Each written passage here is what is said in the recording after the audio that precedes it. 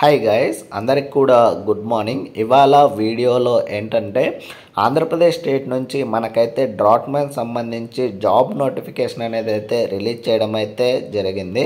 So ఇందులో ఏంటంటే expected question and answers అనేది అయితే చూద్దాము. సో ఇవాళ ఏంటంటే ఈ యొక్క ఎక్స్పెక్టెడ్ క్వశ్చన్ అండ్ ఆన్సర్స్లో మోడరేట్ లెవెల్లో క్వశ్చన్ అండ్ ఆన్సర్స్ అనేది అయితే చూద్దాము. సో ఆల్రెడీ ఈ యొక్క డ్రాట్మెన్ సంబంధించి ఈజీ లెవెల్లో ఎక్స్పెక్టెడ్ క్వశ్చన్ అండ్ ఆన్సర్స్ అనేది అయితే చేయడం జరిగింది. So video part 1 and part 2 కింద వీడియో అనేది అయితే చేయడం అయితే జరిగింది. సో ఇప్పుడు ఈ వీడియోలో ఏంటంటే మోడరేట్ లెవెల్లో ఎక్స్పెక్టెడ్ క్వశ్చన్ అండ్ ఆన్సర్స్ అనేది అయితే చూద్దాము. సో టోటల్గా మనకి ఏంటంటే ఈ యొక్క డ్రాట్మెన్లో పార్ట్ 2కి సంబంధించి టోటల్గా 150 క్వశ్చన్స్ అనేది అయితే ఇవ్వడం అయితే జరుగుతుంది. సో ఈ యొక్క 150 క్వశ్చన్స్ అనేది అయితే చూద్దాము. సో ఫస్ట్ క్వశ్చన్ వచ్చేసరికి ఆర్థోగ్రాఫిక్ ప్రొజెక్షన్ ఎందుకు ఉపయోగిస్తారని అయితే అడుగుతున్నారో. సో ఆన్సర్ వచ్చేసరికి వస్తువు అన్ని కోణాల నుండి స్పష్టంగా చూడడానికి అనేది అయితే మన ఆన్సర్ అయితే అవుతుంది.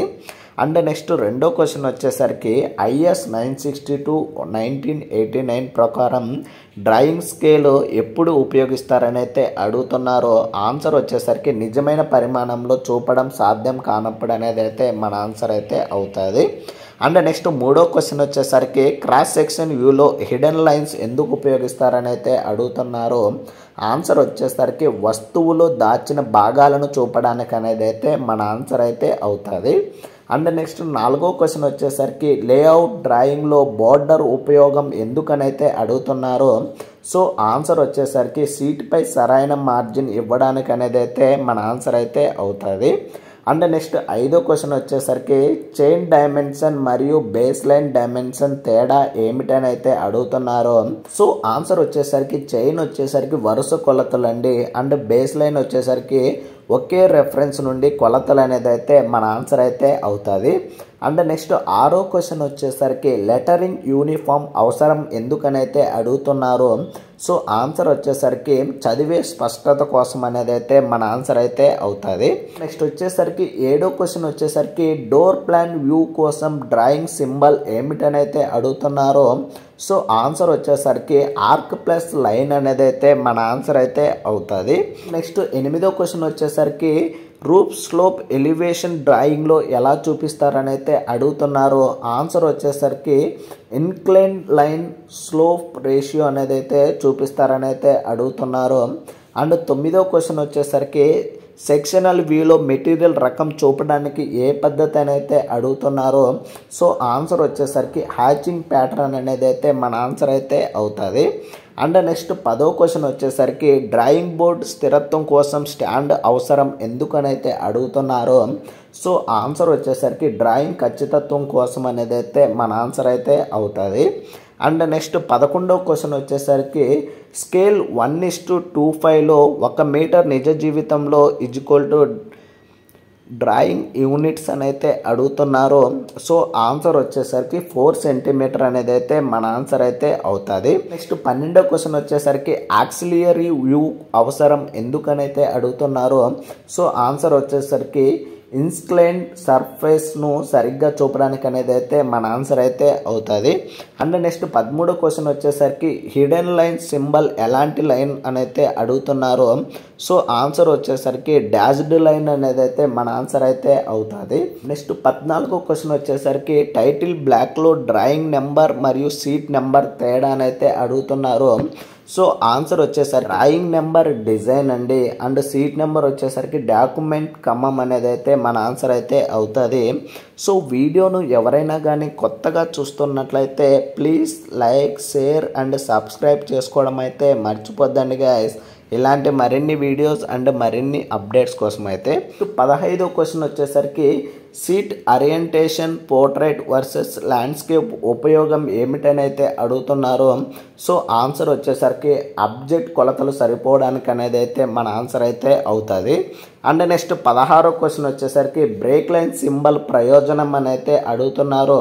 సో ఆన్సర్ వచ్చేసరికి పొడవైన వస్తువును షార్ట్గా చూపడం అనేది అయితే మన ఆన్సర్ అయితే అవుతుంది. అండ్ నెక్స్ట్ 17వ క్వశ్చన్ వచ్చేసరికి సెంటర్ లైన్ సింబల్ ఉపయోగం అని అయితే అడుగుతున్నారు. సో ఆన్సర్ వచ్చేసరికి సమాంతరానికి సూచన అనేది అయితే మన ఆన్సర్ అయితే అవుతుంది.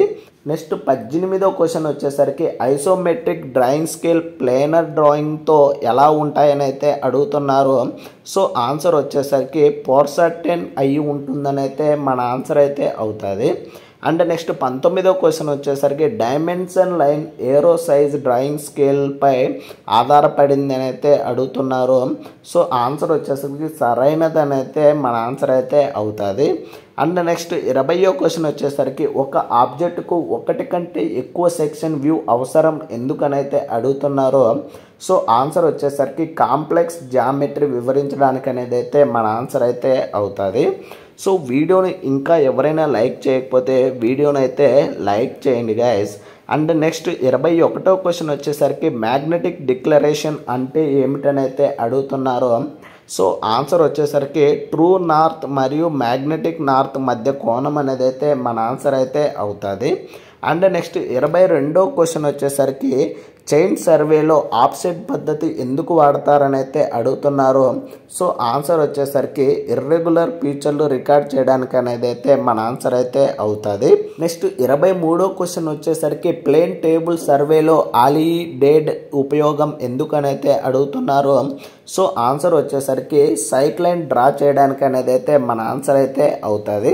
నెక్స్ట్ 24వ క్వశ్చన్ వచ్చేసరికి సర్వే స్టేషన్ సెట్ చేయేటప్పుడు తాత్కాలిక సర్దుబాటు అవసరం ఎందుకనైతే అడుగుతున్నారు. సో ఆన్సర్ వచ్చేసరికి కొలతలు ఖచ్చితత్వం పొందడానికనైతే మన ఆన్సర్ అయితే అవుతుంది. అండ్ నెక్స్ట్ 25వ క్వశ్చన్ వచ్చేసరికి స్లోప్ డిస్టెన్స్ కరెక్షన్ ఫార్ములా ఏదనైతే అడుగుతున్నారో. సో ఆన్సర్ వచ్చేసరికి H=S cos θ అనేది అయితే మన ఆన్సర్ అయితే అవుతుంది.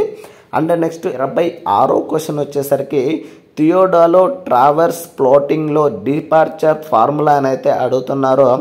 Deep distance in sine angle అని అయితే ఇవ్వడం అయితే జరిగింది.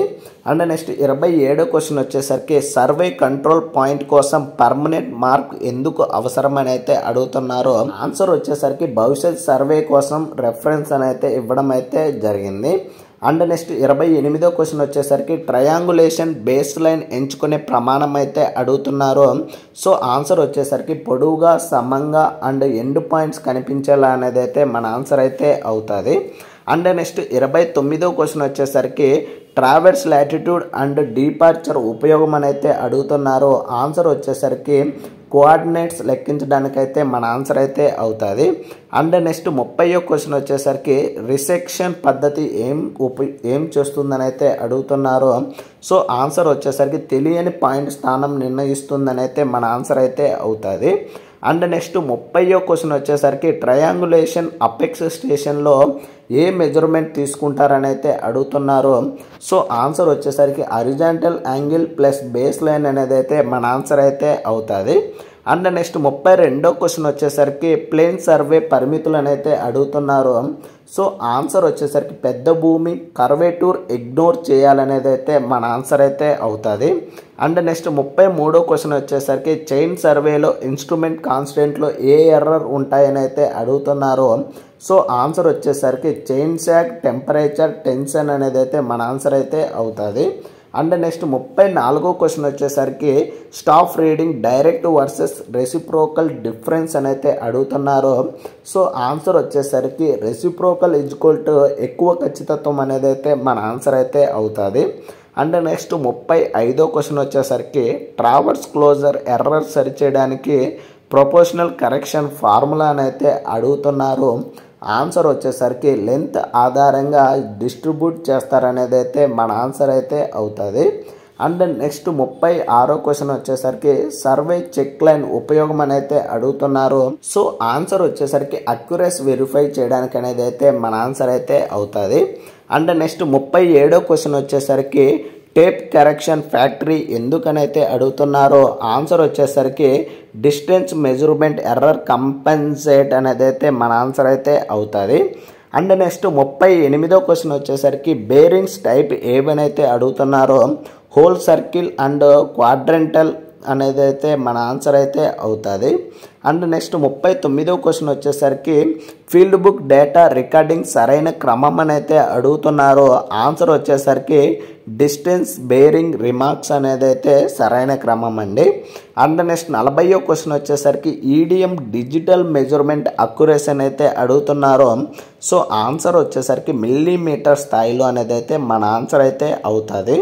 అండ్ నెక్స్ట్ 41వ క్వశ్చన్ వచ్చేసరికి ట్రిగనోమెట్రిక్ లెవెలింగ్ ఉపయోగం అనేది అయితే అడుగుతున్నారు.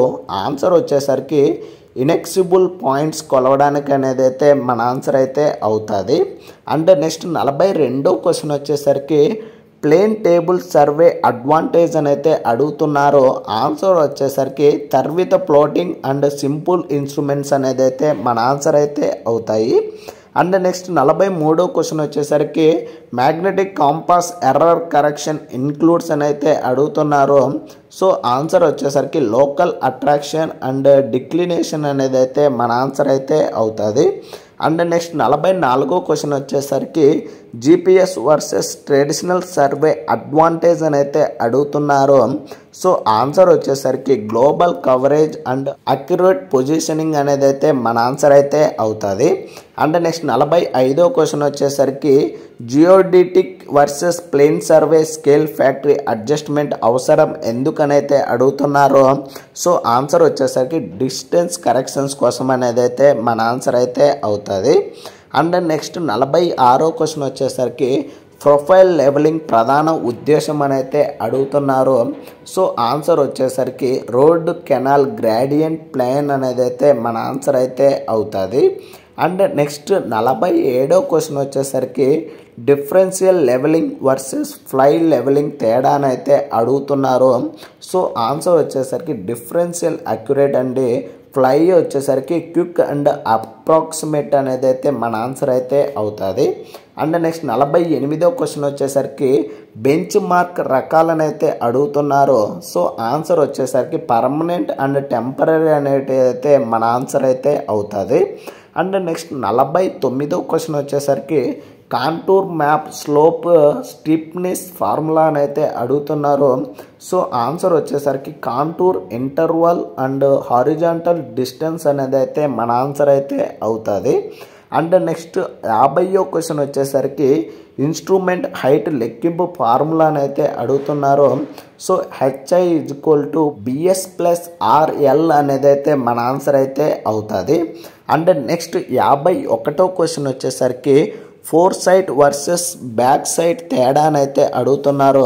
So fore sight = new point అండి, బ్యాక్ సైట్ = రెఫరెన్స్ అనేది అయితే అవుతుంది. అండ్ నెక్స్ట్ 52వ క్వశ్చన్ వచ్చేసరికి ఫ్లై లెవెలింగ్ ఉపయోగం అనేది అయితే అడుగుతున్నారు. సో ఆన్సర్ వచ్చేసరికి క్విక్ సర్వే కోసం అనేది అయితే మన ఆన్సర్ అయితే అవుతుంది. అండ్ నెక్స్ట్ 53వ క్వశ్చన్ వచ్చేసరికి రెసిప్రోకల్ లెవెలింగ్ ప్రయోజనం అనేది అడుగుతున్నారు. సో ఆన్సర్ వచ్చేసరికి సిస్టమేటిక్ ఎర్రర్స్ తగ్గించడం అనేది అయితే మన ఆన్సర్ అయితే అవుతుంది. అండ్ నెక్స్ట్ 54వ క్వశ్చన్ వచ్చేసరికి లెవెల్ ట్యూబ్ సెన్సిటివిటీ అర్థం అనేది అడుగుతున్నారు. సో ఆన్సర్ వచ్చేసరికి bubble moment per tilt unit అనేది అయితే మన ఆన్సర్ అయితే అవుతుంది. అండ్ నెక్స్ట్ 55వ క్వశ్చన్ వచ్చేసరికి టెంపరీ అడ్జస్ట్మెంట్ ఇంక్లూడ్స్ అని అయితే అడుగుతున్నారు. సో ఆన్సర్ వచ్చేసరికి సెంటరింగ్, లెవెలింగ్ అండ్ ఫోకసింగ్ అనేది అయితే మన ఆన్సర్ అనేది అయితే అవుతుంది. అండ్ నెక్స్ట్ 56వ క్వశ్చన్ వచ్చేసరికి auto level versus dumpy level తేడానైతే అడుగుతున్నారు. ఆటో సెల్ఫ్ లెవెలింగ్ అనేది అయితే మన ఆన్సర్ అయితే అవుతుంది. అండ్ నెక్స్ట్ 57వ క్వశ్చన్ వచ్చేసరికి contour gradient step versus gentle అని అయితే అడుగుతున్నారు. సో ఆన్సర్ వచ్చేసరికి క్లోజ్ లైన్స్ స్టీప్ అండి అండ్ ఫేర్ = జెంటిల్ అనేది అయితే ఇవ్వడం అయితే జరిగింది. అండ్ నెక్స్ట్ 58వ క్వశ్చన్ వచ్చేసరికి రిడ్యూసింగ్ లెవెల్స్ ఇండైరెక్ట్ ఫార్ములా అని అయితే అడుగుతున్నారు. సో RL = HI ± FS/BS అని అయితే ఇవ్వడం అయితే జరిగింది. అండ్ నెక్స్ట్ వచ్చేసరికి height of instrument apply cases అని అయితే అడుగుతున్నారు. ఆన్సర్ వచ్చేసరికి డిఫరెన్షియల్ అండ్ ప్రొఫైల్ లెవెలింగ్ అనేది అయితే మన ఆన్సర్ అయితే అవుతుంది.